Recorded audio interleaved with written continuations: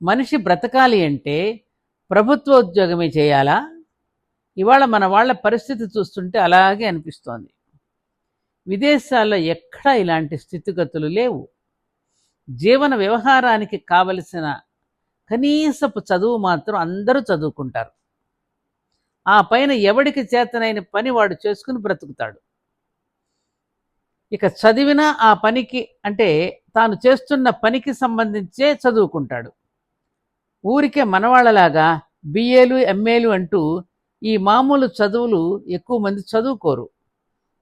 ఈ జబ్బు మన దేశంలోనే ఉంది.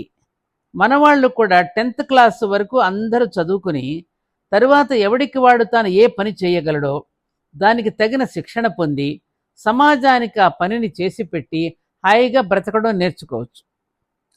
అలా బ్రతికారు. ప్రభుత్వోద్యోగాన్ని ఒక ఉపాధిగా చూసే బుద్ధి మన